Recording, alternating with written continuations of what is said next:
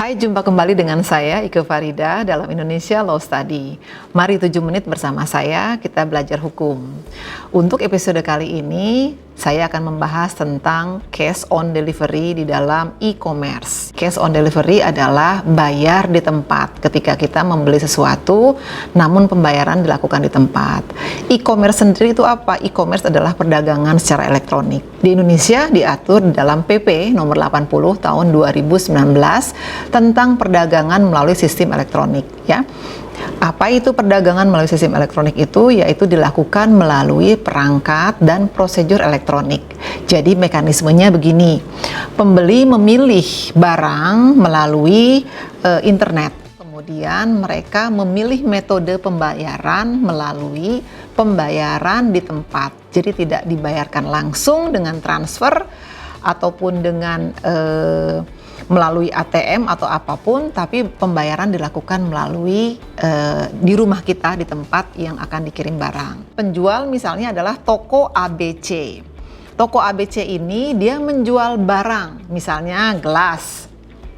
Nah, dia ingin mengirimkan barang ini, dia kemudian memilih rekanan ekspedisi atau kurir.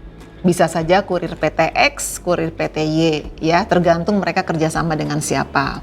Kemudian kurir ini mengirimkan barang kepada pembeli, ya, tapi kurir ini bukan pekerja dari PT ABC.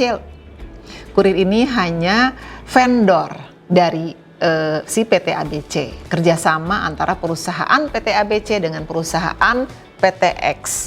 Kemudian kurir mengirimkan ke rumah atau ke tempat yang dituju oleh pembeli, kemudian pembeli membayarkan uangnya dan menerima barang. Dan ini tidak boleh dibatalkan, jadi harus dibayar.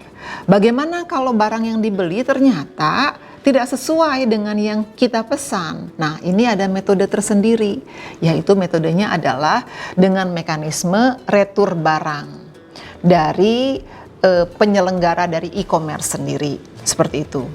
Ada beberapa kelebihan dan beberapa kekurangan dari sistem COD ini sendiri. Salah satu kelebihan adalah barang itu dapat diperiksa. Ketika kita terima barang, kita bisa periksa barangnya, oh iya, ini barang yang kita mau. Itu salah satunya. Yang kedua adalah ini juga sesuatu yang memberikan kenyamanan bagi pembeli yang tidak terbiasa melakukan transfer, atau mereka yang tidak punya kredit card kah atau ATM gitu ya, lebih suka dengan pembayaran cash. Ini lebih nyaman buat pembeli seperti itu, tunai dibayarnya.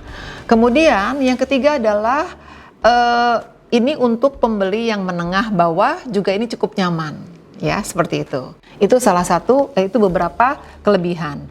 Tapi ada beberapa juga kekurangan di e-commerce ini sendiri, di sistem COD ini sendiri. Nah, salah satunya adalah ternyata tidak semua barang itu bisa dibeli melalui mekanisme COD atau bayar di tempat.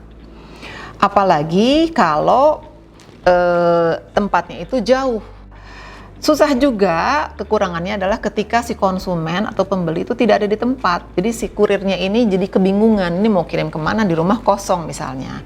Yang keempat, penjual itu kadang-kadang harus menerima situasi ketika ternyata tiba-tiba pembeli membatalkan secara sepihak. Padahal sebetulnya tidak boleh ya, tapi pembeli juga ada yang membatalkan secara sepihak. Ketika tidak tanggung jawab ya, ketika pembelinya enggak, saya tidak mau, saya batalin aja dan saya tidak mau membayar. Nah, ini resiko juga. Kenapa kita juga membahas kasusnya? Ada beberapa kasus viral di COD ini. Kasus viralnya itu ketika barang dikirim ke pembeli, terus kemudian si kurirnya, si perusahaan ekspedisinya atau stafnya atau karyawannya yang mengirimkanlah yang kena marah. Diterima barang, begitu dilihat, loh saya pesan yang merah, kenapa datangnya hitam, misalnya seperti itu. Bagi kurir, jadi di sini kan ada 3 pihak sebetulnya ya, pihak pembeli, pihak penjual, dan kemudian pihak yang mengirimkan barang. Pihak pengirim barang ini bukan penjual. Jadi dia adalah betul-betul keluar dari orang yang jual dan orang yang membeli. Namun dikarenakan pembayaran melalui COD sering terjadi dan bahkan viral akhir-akhir ini, ada beberapa kasus misal ketika kurir misalnya kena marah oleh pelanggan, terus kemudian kurir ada juga yang ditodongkan pistol, ada yang ditodongkan dengan samurai gitu ya, dan itu sebetulnya hal-hal tersebut seharusnya tidak perlu terjadi. Nah, bagaimana kita lihat dari sisi perlindungan hukum?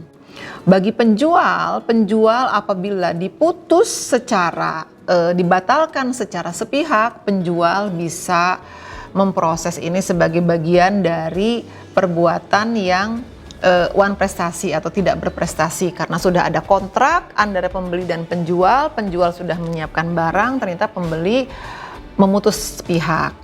Ini ada diatur di KUH Perdata di pasal 1458, di pasal 1243 dan seterusnya. Bagi pihak perusahaan ekspedisi juga bisa membawa ini ke jalur pidana apabila mendapatkan perlakuan yang tidak nyaman dari pembeli. Misalnya pasal-pasal tentang penghinaan di 315 KUH pidana, kemudian pasal-pasal di 368 tentang pengancaman dengan senjata tajam. Nah, kemudian bagi pembeli apabila pembeli kemudian ternyata setelah memakai mekanisme retur meminta penjual untuk mengirimkan barang yang sesuai dengan pesanan dan tidak dikirimkan, pembeli bisa menggunakan Undang-Undang Nomor 8 Tahun 1999 tentang perlindungan konsumen. Nah, ini ada beberapa tips untuk penjual ya. Satu, tolong dipahami perbedaan dan konsekuensi skema janji beli dengan jual beli. Penjual itu juga wajib untuk mencantumkan klasifikasi barang dengan sejelas-jelasnya. Jadi jangan sampai ada pembeli yang kemudian salah paham. Nah, ada juga tips untuk pembeli adalah pahami syarat dan ketentuan. Jangan sampai nanti ketika salah kemudian susah returnya, lebih baik jangan pakai COD. Pastikan toko online tersebut memiliki track record yang bagus. Terus kemudian jika ada keluhan, sampaikan keluhan tersebut kepada penjual. Hubungi penjual, jangan ke kurir, jangan ke perusahaan ekspedisi. Nah, tips bagi kurir, silahkan Anda dokumentasikan saja pembeli yang katakanlah ya berlebihan, sikapnya berlebihan. Demikian untuk episode kali ini, kita akan berjumpa di episode selanjutnya. Sampai ketemu.